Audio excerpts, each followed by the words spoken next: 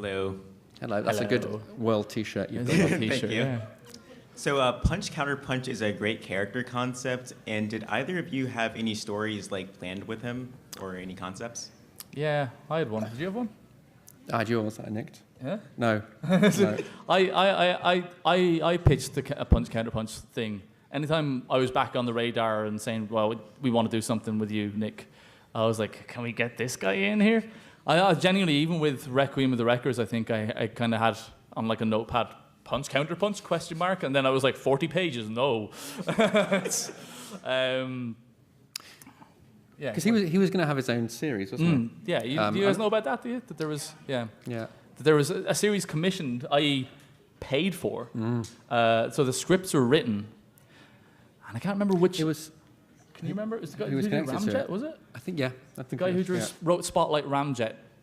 yeah. They paid for a Punch Counterpunch miniseries, and the fact that it was paid for meant that it was kind of in a holding position. That's why he was never given anything to do in IDW. Yeah. And they kept kind of finding the right time to release it. And then the continuity had kind of moved on, the stuff their moment had passed, but they were still felt that they couldn't kind of commit to letting someone else do it because I think they just held on to the fact that like we've bought this story, damn it, and we don't know what to do with it. I know it survived into what we call Phase 2. So the mapping documents, the plans for after Chaos, Lost Northern Meets the Eye, Robots in Disguise. There was a slot in there for this 4-issue mini, as Nick says that. But while that existed, he was taken off the board. Nick, can you think of any other characters that people have reserved and that haven't been? No, not really. I know that I had reserved like some of the Wreckers cast and Jazz. Yeah, so after Last Stand of the Wreckers, I was going to like do a series called Spy Games. There's information about this in the Sins of the Wreckers book, and I was going to have Hubcap, Windcharger, Mirage, Jazz as a superhero special forces team because they all got special powers.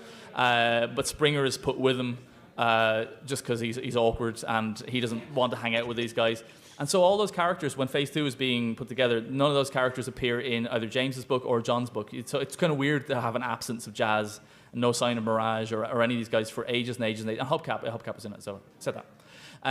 But ultimately they realized that they weren't going to get around to doing that series, so those characters started to appear. But they always kept Springer off the table, which was nice. I think someone else had asked to use Springer at one stage, and John Barber, who was editor at the time, said, no, Nick's he's gonna have something to do something with him eventually. So I think I'm the only other person who's sort of like wasted people's time by reserving characters. It sounds like I set you up for my own answer. A little bit, yeah. I didn't. But I put the blame on. It was a kind blame that like it was good that it showed kind of that they were at least considering doing my series for up to a year, and then they went, nah, it's not going to happen. So yeah. Well, here's an answer which knits together previous questions. So no, I was just thinking that Quick Switch I bagsied Quick Switch for and I had him in Requiem. Yeah, and then he was in Visionaries, wasn't he? Yes, he was in Visionaries for a while. Yeah, not long. No, he didn't. He didn't make it.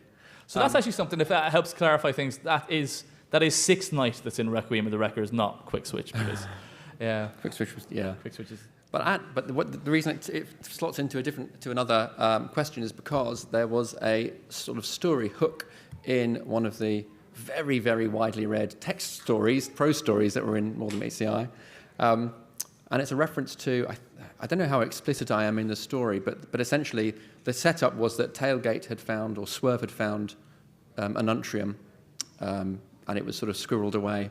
And that was going to come back into play when they created a Quick Switch from scratch. This would have been a sort of late period Season 3 development. But yeah. That's interesting, because my idea for Quick Switch, he was originally going to be in Sins. I thought for some reason that like I'd have an extra like issue worth of room in the 5 issues, but I didn't.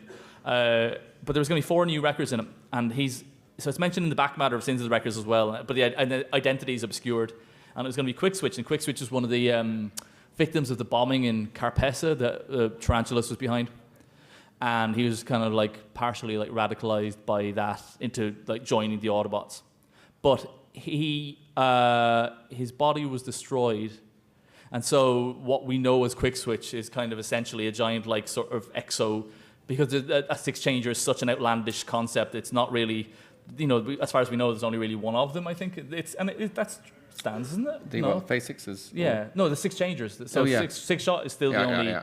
So it seemed weird to have like another 6 changer that we never heard of or whatever. But it was going to be basically, in some ways, like a kind of a giant exoskeleton kind of mobility aid in some ways that like Quick Switch himself wasn't mobile and was unable to transform.